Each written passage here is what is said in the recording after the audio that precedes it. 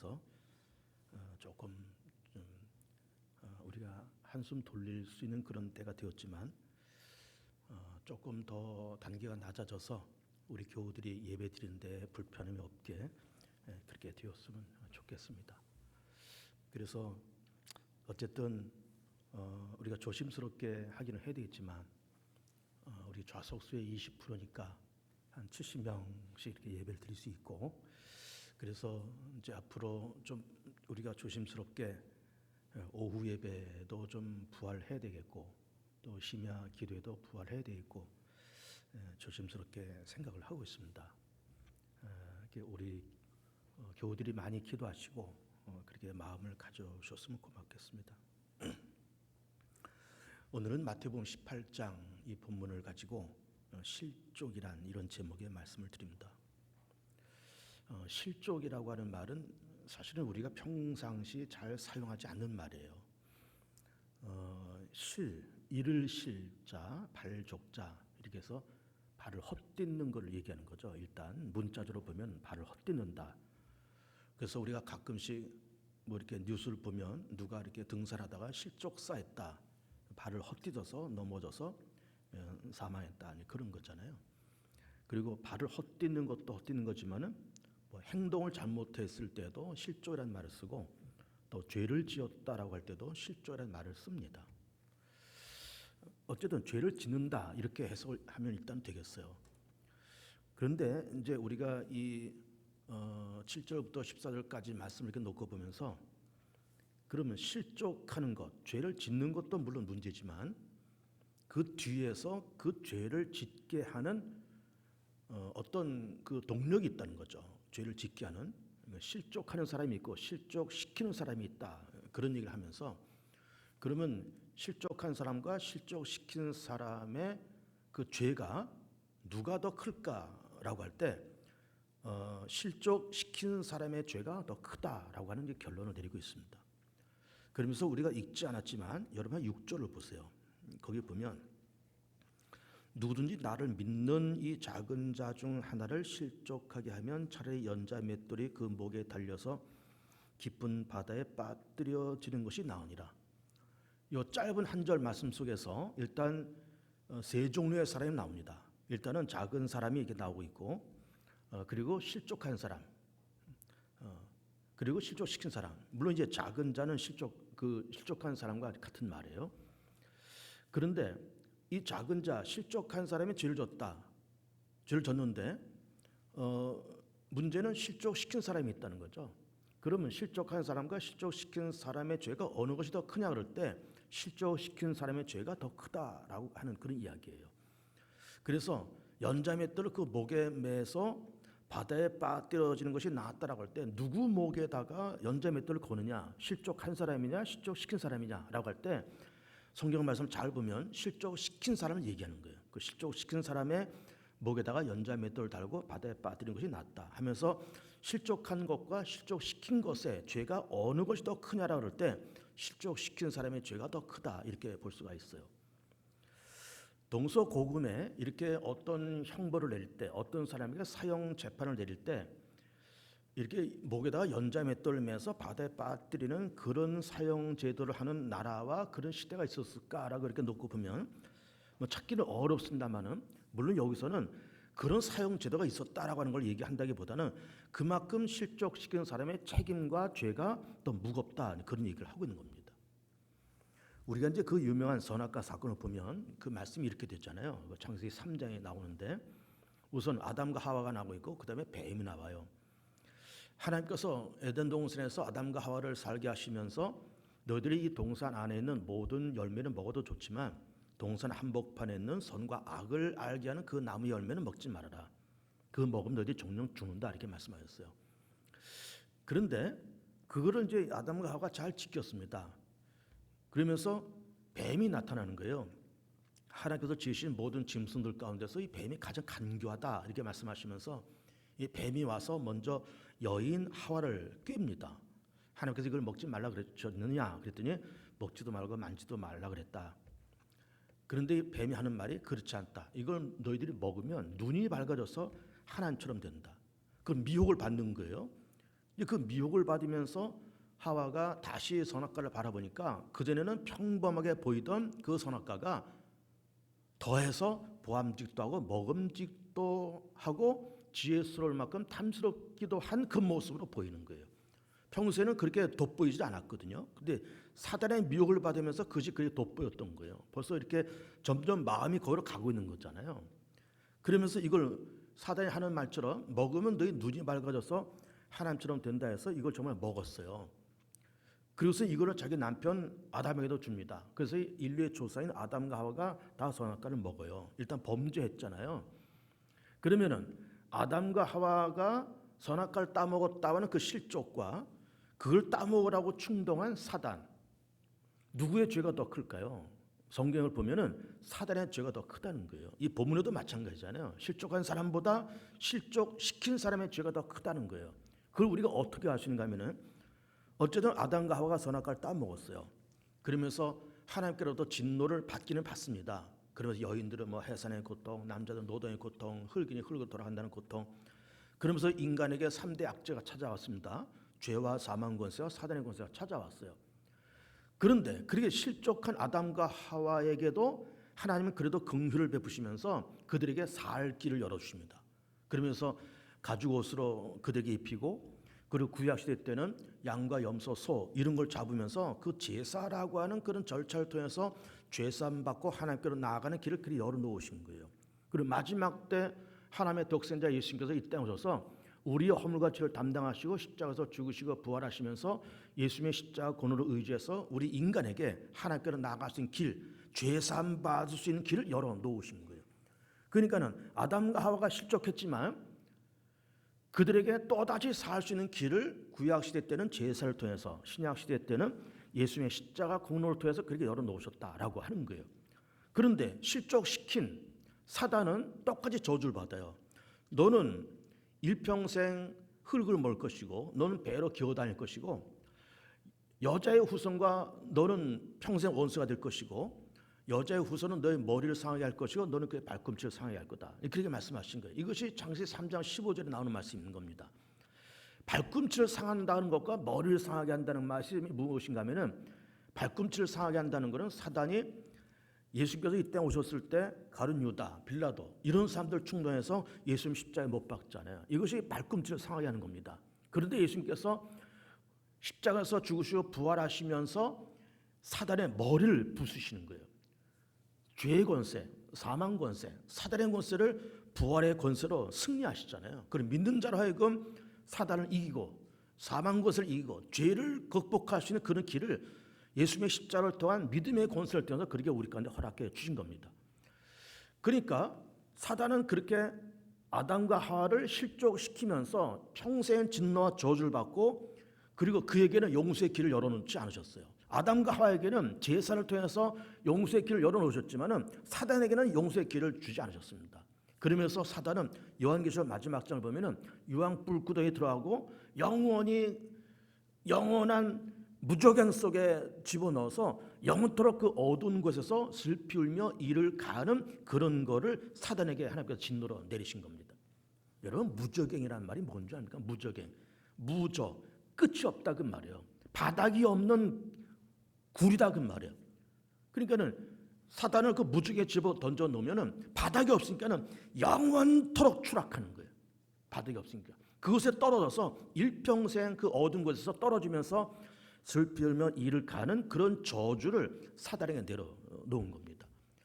그러니까 지금 실족한 사람의 죄는 어쨌든 소생의 길을 열어놓으셨지만 실족하게 하는 그 사단에게는 회생의 길을 열어놓지 않으셨어요. 그러면서 오늘 이 본문에서도 작은 자가 실수했다, 실족했다.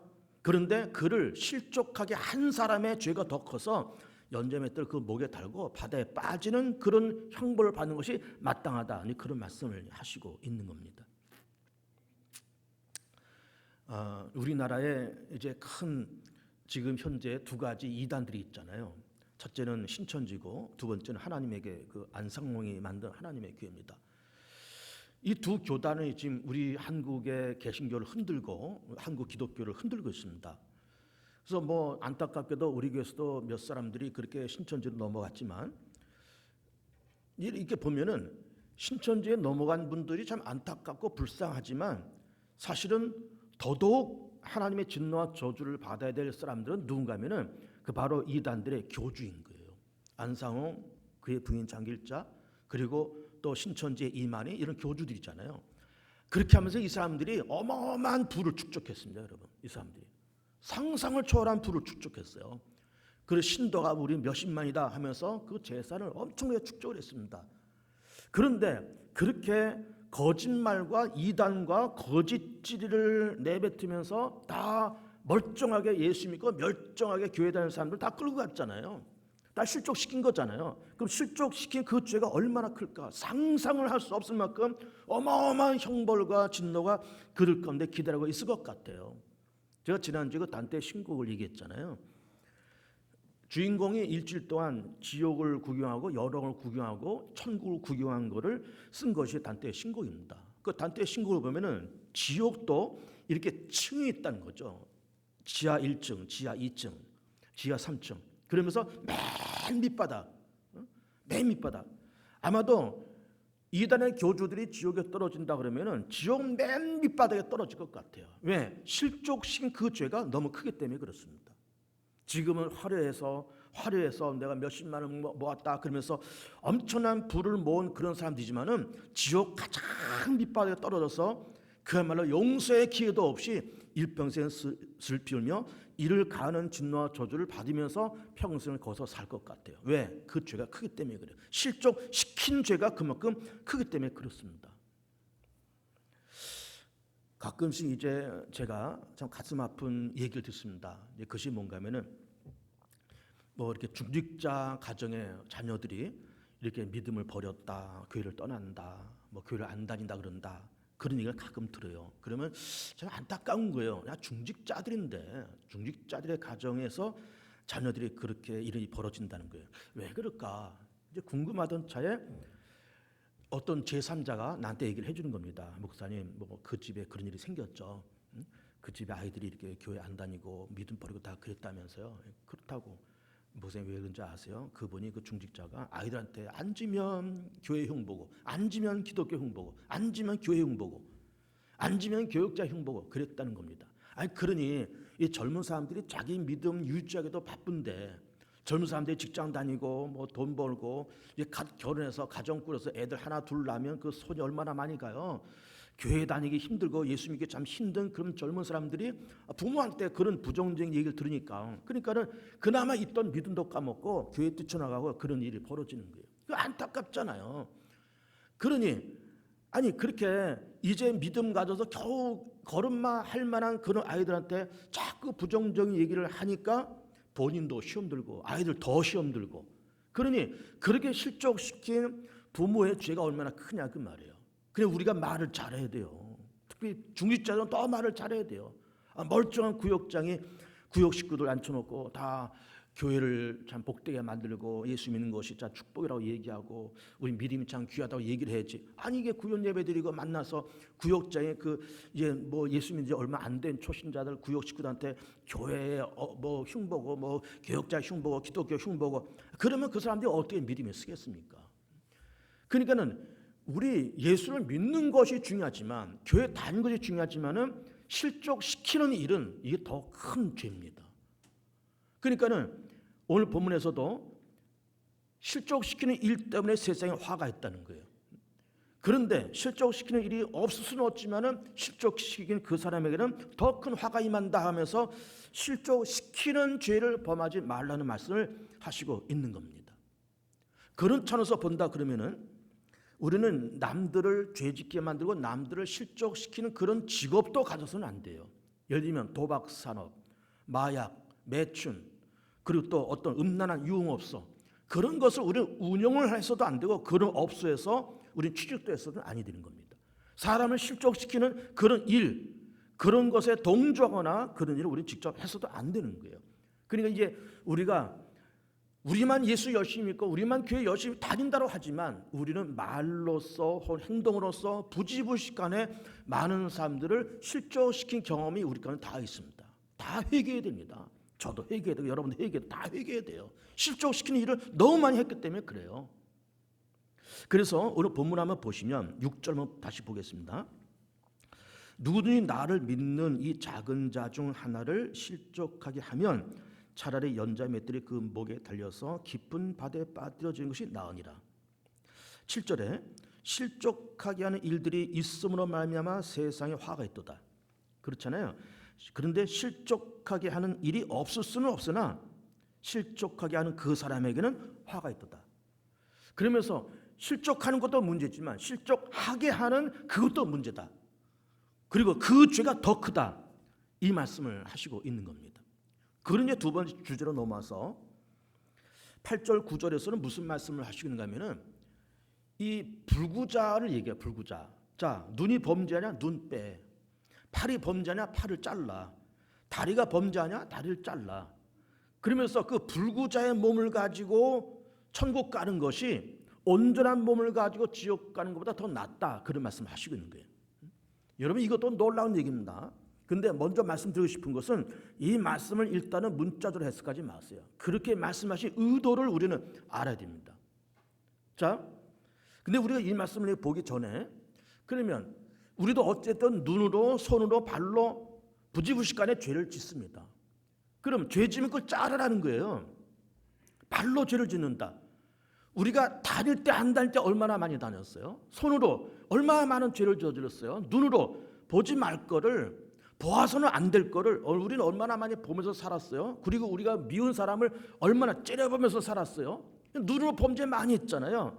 그 범죄에서 그 빼라는 거예요. 빼고서는 시커먼 안경 끼고 다니고 팔 자르고 다리 자르고 목발 짚고 다니고 그러면서 쩔뚝거리면서 천국 가는 것이 차라리 온전한 몸을 가지고 지옥에 가는 것보다 낫다. 이런 말씀을 하시고 있는 겁니다. 그런데 우리 이 말씀을 그냥 문자적으로 놓고 본다 그러면 이렇게 해서 눈 빼고 팔 자르고 다리 자르고 그래서 천당에는 전부 다 불구자들만 있겠구나라는 생각을 해보는 거예요. 다 불구자들만. 다리 없는 사람, 눈 빠진 사람, 손 잘린 사람. 그런데 성경을 보면은 정말 천국이 그렇게 불구자만 있게 될까요? 아니잖아요. 천국은 해같이 아름다운 세상이고 완벽한 평화와 완벽한 행복이 있는 곳이기 때문에 비록 불구자의 몸으로 살다가 죽었을지라도 부활해서 천국 갈 때는 건강한 몸으로 온전한 몸으로 부활돼서 천국 가는 거예요. 예를 들어서 한 80 넘은 한 90 넘은 할머니 권사님이 돌아가셨어요. 이제 노인들이 점점 체격이 왜소해지잖아요. 나이 들면 체격이 왜소해집니다. 머리도 하얗고 얼굴에 주름살이 자득 껴있고 겉모서리 펴있고 허리도 구부러지고 그는 90 넘은 우리 노 권사님이 돌아가셨는데 그분이 부활될 때는 그런 모습으로 부활될까요? 아니에요. 허리가 쭉 펴지고 주름이 쫙 펴지고 흰머리가 검은 머리로 변화되고 90 넘은 할머니가 한 22살 정도 아주 예쁜 젊은 여인으로 그런 모습으로 변화돼서 부활되는 거예요. 불구자가 팔 하나 없이 눈 하나 없이 죽었다가 부활됐다. 그 눈 없는 채로 부활될까요? 팔 없는 채로 부활될까요? 아니에요. 눈이 없는 사람이 부활되면 눈이 있는 것으로 평소에는 시력이 0.2인데 부활돼서는 2.0, 2.0 아주 정확한 눈으로 건강한 모습으로 팔이 없는데 팔이 또 생기고 다리가 없는 다리가 생기고 건강하고 젊고 튼실한 모습으로 부활되는 거예요. 그것이 성경적인 근거가 어딘가 하면 그것이 바로 고린도서 15장인 겁니다. 그 고린도서 15장 말이 그 유명한 부활장이잖아요. 그 부활장에서는 부활된 모습은 세 가지 모습으로 부활된다는 거예요. 첫째는 건강한 몸, 그리고 강한 몸, 신령한 몸, 영의 몸, 영의 몸, 신령한 몸, 그리고 또 영광된 몸, 그런 몸으로 부활된다는 거예요. 그런 성경적인 근거를 보면은 우리가 눈 한자 없어서 애꾸눈이 되고 이렇게 불구자가 돼서 비록 그렇게 살다가 죽을지라도 부활된다면 다시 온전하게 회복되고 건강한 모습으로 성한 몸으로 부활돼서 하나님 나라에서 영생 복락을 누린다라고 하는 그 전제 조건을 우리가 먼저 알아야 됩니다. 그런데 문제는 이 말씀을 문자처럼 해석하지 말자는 말씀을 자꾸 드리는 거예요. 여러분 우리가 눈을 얼마나 많은 범죄를 저질러요.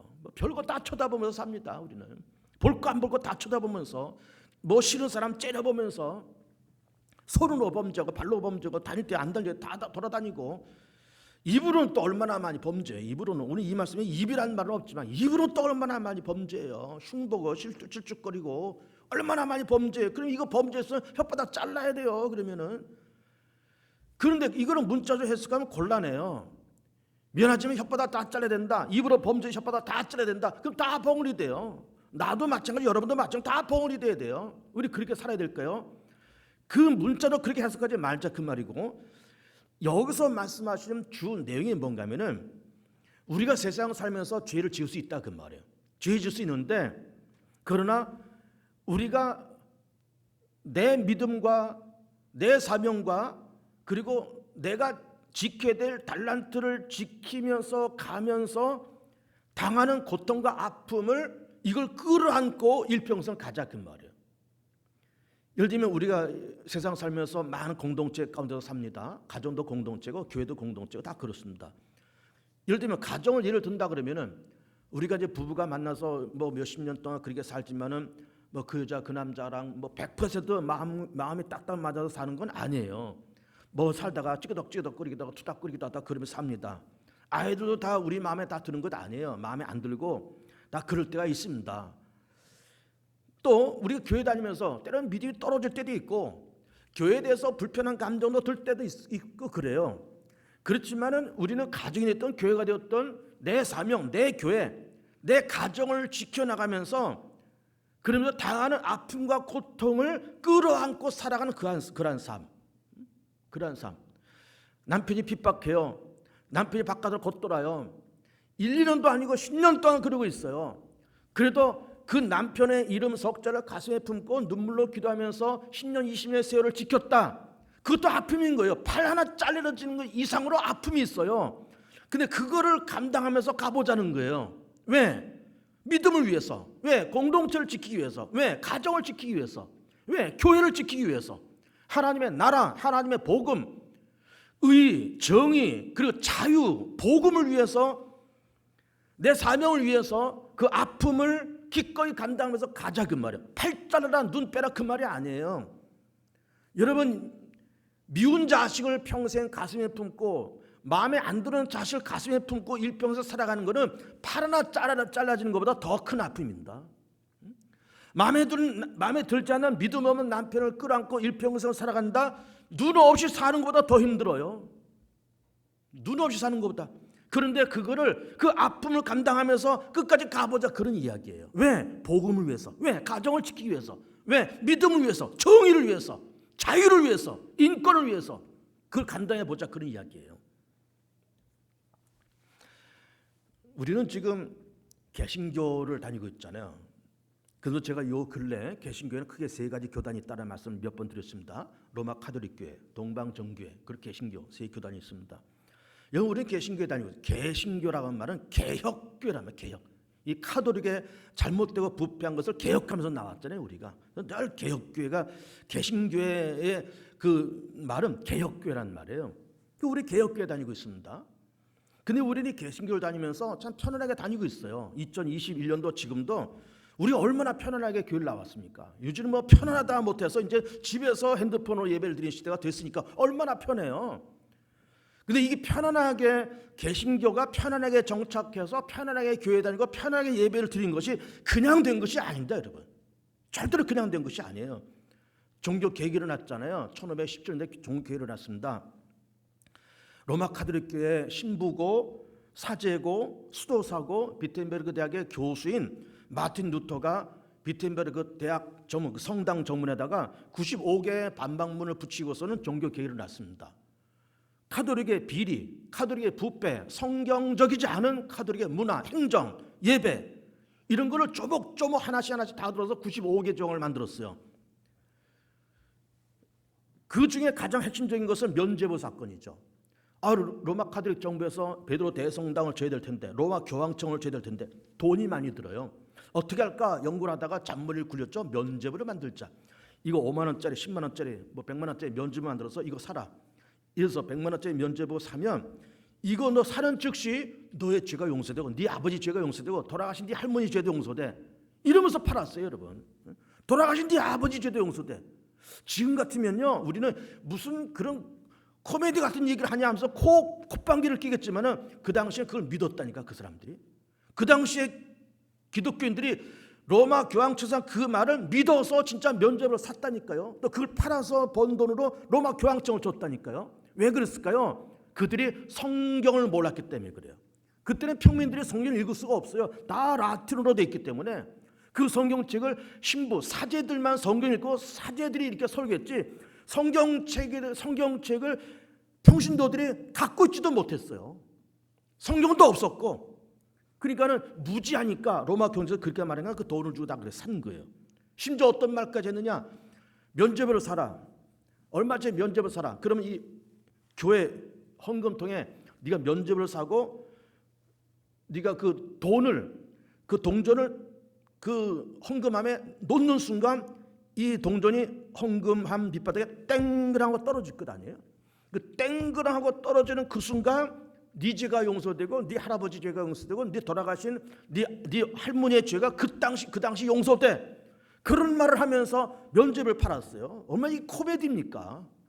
근데 그걸 믿고서 그렇게 했다니까 그 당시 사람들이. 근데 마틴 루터가 그때 95개 조항을 붙였을 때 마틴 루터가 무슨 종교 개혁을 일으켜가지고 뭐 개신교를 만들고 뭐 장로교단을 만들고 침례교단을 만들자 개신교단을 만들자 그런 마음을 가지고 그렇게 95개 조항을 붙인 것이 아니에요. 그냥 카톨릭에 이런 문제가 있으니 내 의견을 추정하는 우리 세력과 카톨릭 당신네들 세력과 이 95개 조항을 가지고 우리 한번 100분 토론 한번 해보자 그 얘기예요. 100분 토론 한번 해보자. 누가 맞는지 누구 말이 옳은지 100분 토론 한번 해보자. 그래서 토론하자고 붙인 겁니다. 개혁하자고 붙인 것이 아니고 장로교단을 만들고 붙인 것이 아니라 이런 문제가 있으니까 한번 토론해보자. 근데 이것이 막 그냥 들불처럼 그 마틴 루터가 그 95개장을 비텐베르그 대학 성대에 붙였대.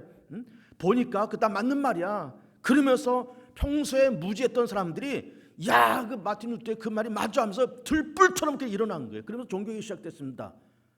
근데 우리는 1517년도에 마틴 루터가 종교개혁을 일으킨 그 사건만 기억하지 그 이후의 사건을 모릅니다. 그 이후에 얼마나 많은 사건이 벌어졌는지 압니까? 그럼 카톨릭 정부가 마틴 루터가 그렇게 95조에 붙이고 여기저기서 들고 그러니까 그래 너희들 잘해. 너희들 그 카톨릭에서 떨어져 나가서 너희들 그냥 다 교회 만들어. 개신교 만들어. 장로교단 그래 만들어. 감리교 만들어. 다 만들어. 좋아. 다 가. 그렇게 했을까요? 아니에요. 얼마나 많은 핍박이 있었는지 압니까? 얼마나 많은 카톨릭의 핍박과 위협과 추방과 사형과 그러면서 그 유럽 안에서 그 사건 때문에 무려 100년 동안 갈등이 있었어요. 100년 동안 내전이 일어났습니다. 100년 동안 국지전이 일어났어요. 사형시키고 추방시키고 뭐 고문하고 지지고 100년 동안 했습니다. 그러다가 100년이 지난 다음에는 이제는 독일을 비롯한 유럽 사회 전면전까지 벌어졌습니다. 카톨릭과 개신교 한판 전쟁까지 붙었어요. 그 전에는 국지전. 100년 끝난 다음에 30년 동안에는 전면전. 30년을 전쟁 30년을. 독일을 중심으로 30년 전쟁합니다. 그러니 우리나라 지난번 한국전쟁 6.25 전쟁할 때 3년 했어. 3년 했는데도 이 한 번 더 쑥대밭이 됐는데 30년을 전쟁했으니 독일 사회 유럽 사회에 뭐가 남아납니까? 심지어 그 30년 전쟁하면서 독일에서는 30%의 건물이 다 무너졌다는 거예요. 빌딩, 건물, 집, 성당, 교회 싹 30%가 무너지고 농업기반, 산업시설 다 무너지고 엎친 데 덮친 겨로 흑사병, 패스트까지 돌아가지고 전염병으로 죽죠. 전쟁으로 죽죠.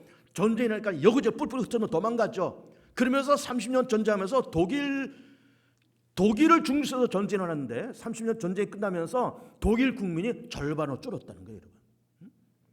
엄청난 사건 아닙니까? 국민 절반이 줄었어요. 예를 들면 우리나라 지금 인구가 5천만인데 무슨 난리가 일어났다. 그래서 인구 절반이 줄었다. 2,500만만 남았다. 그거와 똑같은 거예요. 인구가 그렇게 줄었어요. 농업 기반, 산업 기반 다 무너졌어요.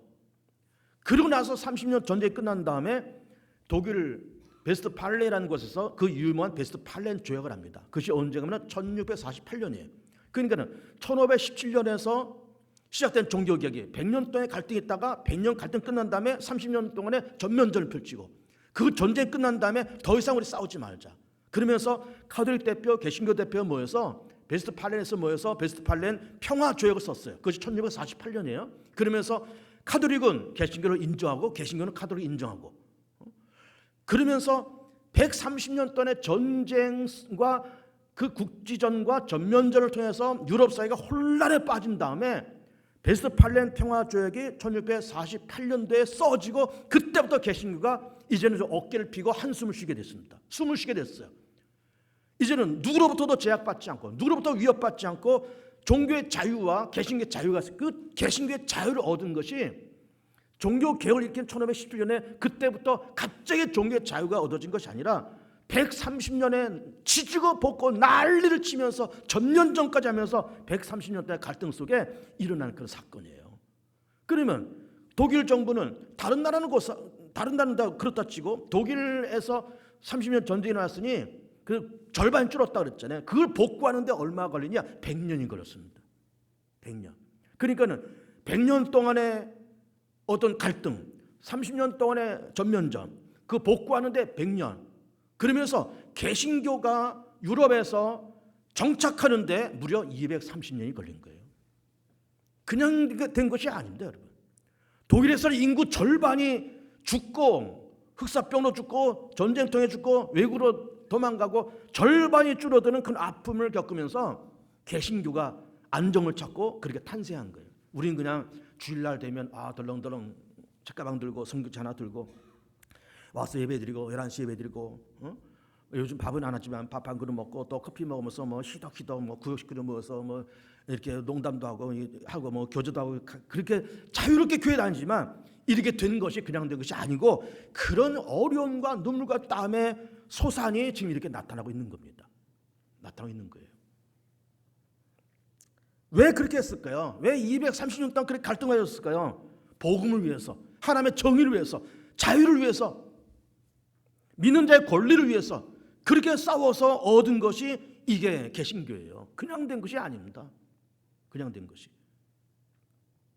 우리나라 6.25 전쟁이 1950년대에 있었습니다. 우린 그냥 흔히 6.25 전쟁 그러지만은 이것이 정식 이름은 더 코리안 워, 한국 전쟁이에요. 한국 전쟁. 그 한국 전쟁 3년 동안 있으면서 물론 우리나라 국민도 그렇고 우리 국군들도 그렇고 많은 사람들이 사상자를 냈죠. 그런데 16개 나라에서 유엔군을 보내서 그들이 도와줘서 우리가 이만큼 전쟁에서 이긴 거예요. 그중에서 제일 군인을 많이 파송한 나라가 미국이에요. 그러면서 미국에서 많은 젊은 사람들 군인을 파송해서 6.25 전쟁 3년 동안에 이 한반도에서 전쟁 속에 죽은 미국 군인이 몇 명인가? 35,000명입니다. 여러분. 35,000명의 미국 군인들이 젊은 20대 초반의 젊은 군인이 와서 한반도에서 피 흘리면서 죽었어요. 왜 죽었을까요? 자유민주주의를 지키려고 그들이 죽었고 자유민주주의를 위해 그걸 지키려고 우리 3년 동안 전쟁했고 공산당한테 잡혀먹히지 않으려고 3년 동안에 많은 사람들이 죽고 희생하고 미군들이 그렇게 죽으면서 지킨 것이 자유민주주의예요. 그리고 우리가 민주주의, 우리는 지금 얼마나 자유롭습니까? 우리 얼마나 많은 민주주의를 누리고 있어요, 여러분. 촛불 들면서 대통령도 탄핵시키는 나라예요. 그만한 권리와 그만한 자유가 그냥 생긴 게 아니에요. 이런 북한 평양 한복판에서 평양 주민들이 촛불 들고 김정은이 물러나라. 이 가능한 일일까요? 생각도 못하는 일이에요. 생각도 못해. 쥐도새도 모르게 죽어 기관총으로 그냥 갈겨로 현장을 죽이는 거예요. 저 북쪽에 있는 정부는 그렇게 할 거예요. 근데 우리 남한은 얼마나 자유와 민주주의가 발달됐습니까? 놀라운 겁니다. 근데 이것이 그냥 된 걸까요? 아니에요. 아닙니다. 그동안 군사정권과 싸우는 우리 민주투사들의 눈물과 땀과 그리고서 우리가 1986년, 87년 넥타이 부대들이 서울역에 광화문에서 넥타이 맨 채로 나가서 민주주의를 외치고 그러면서 많은 사람들이 희생당했지만 그 결과로 우리가 민주주의를 갖게 된 거예요. 자유를 갖게 된 거예요. 왜 그렇게 했을까요? 자유, 인권, 민주주의, 하나님의 정의, 복음을 위해서 그렇게 우리의 믿음의 선각자들과 우리의 믿음의 조상들이 그렇게 많은 희생을 대가를 지불하고 얻은 것이 지금 이 모습인 겁니다. 그럼 독일이 그렇게 30년 전쟁하고 복구하는데 100년이 걸렸는데 그럼 독일이 망했을까요? 아니에요. 유럽에서 제일 건강한 나라가 되었습니다. 미국이 우리나라를 위해서 3만 5천 명 죽었는데 그럼 미국이 망했을까요? 아니요. 세계 초강대가 되었습니다. 우리가 6.25 전쟁 3년을 거치고 70년대 80년대 민주화 운동하면서 많은 사람들이 죽고 그렇게 됐지만은 그렇게 얻어서 우리가 민주주의 얻었는데 그래서 대한민국이 망했을까요? 아니에요. 세계 10번째 경제 대국이 되었습니다. 그렇게 되기까지는 많은 눈물과 땀과 희생이 있었던 거예요.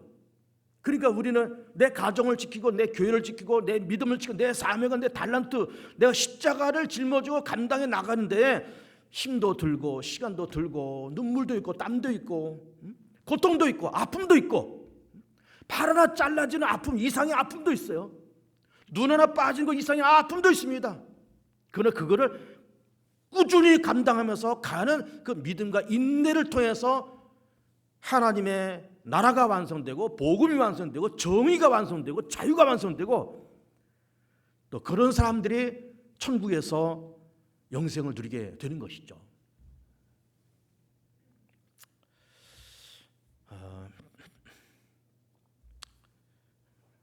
열심히 살아야 되겠습니다. 열심히 살고 그리고 가정을 지키기 위해서 교회를 지키기 위해서 참 흘리는 눈물과 땀 있어야 됩니다.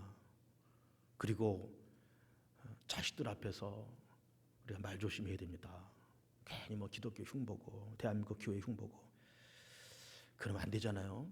구역장들이 구역 식구들 믿음 없는 구역 식구들한테 그렇게 실족시키면 안 되잖아요. 가정을 지키고 교회를 지켜야 됩니다. 내 직분 내 사명 지켜야 돼요. 그거 지키기 위해서 흘리는 눈물과 땀 인내와 고통은 말로도 할 수 없는 거예요. 그러나 그 아픔을 눈이 빠지는 아픔 이상의 아픔이고 팔 하나 잘라지는 이상의 아픔이지만 이거를 감당하는 것이 이게 믿음의 사람이라는 거죠. 그것이 바로 십자가의 군병이죠. 그것이. 그래서 승리하시고 또 하나님의 위로를 얻는 복 있는 교우들이 다 되시기를 축복합니다.